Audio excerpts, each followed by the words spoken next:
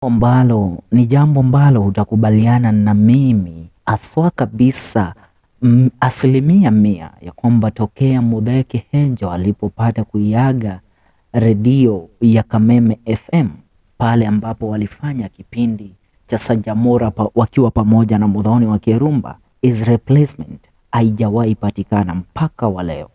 Ya jambo ambalo limekuwa likisumbua sana Kameme FM na kuweza kumaintain the state flow ya fans wale ambao wanafuatilia kipindi kile cha pale ndani ya Kameme FM.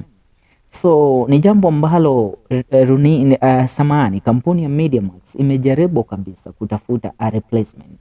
Akaja MUTHEE Kiengei akijaribu kutake over kuweza kumreplace MUTHEE Kihenjo, lakini hawajapata. Akaja pia huyu ambaye amekuwa akifanya pamoja na Muthoni wa Kirumba latest, lakini hawajaweza kupata. And as of right now, we are being told that recently Kameme FM has been looking for somebody to fill the void that was left by Kihenjo's listeners who tuned every day to the Cajamuka show.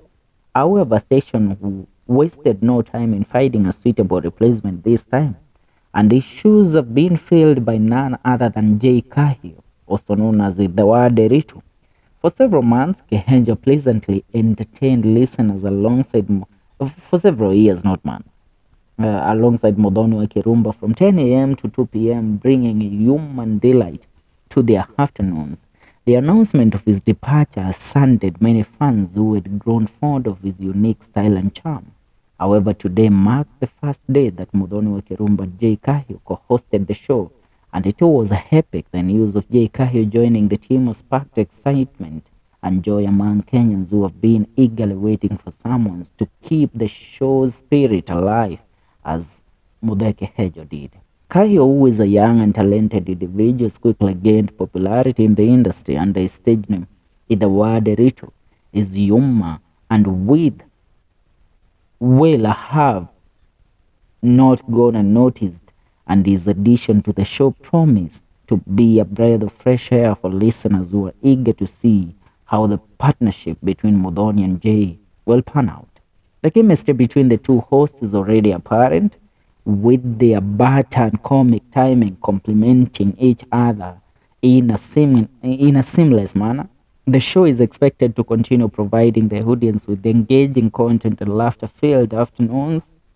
Yeah, the response from the public has been overwhelming, with fans taking to social media to express their excitement and anticipation for the new duo. Many have applauded the station for recognizing the talent of Kahiu and giving him the opportunity to shine alongside an experienced co-host like Muthoni wa Kirumba. Kumbuka Muthoni ni mtu ambaye tuseme tu Muthoni ana, let's say, that woman's show. Hakuna mtu, nobody can feel the shoes of Muthoni akitoka pale Kameme FM. Maybe somebody else comes with a new vibe, but not to replace Muthoni. It's the same thing with MUTHEE Kihenjo. I don't think Jay can replace what Kihenjo did at Kameme FM.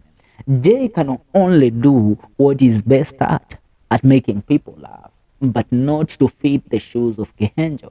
Remember, wakati Jalango alitoka pale ndani ya Kiss FM, walijaribu, Oga Obina, wamejaribu, sijui nani. The same thing, wakati Kameme ametoka, walijaribu, wakajaribu, hakuna ambaye amejaza zile viatu.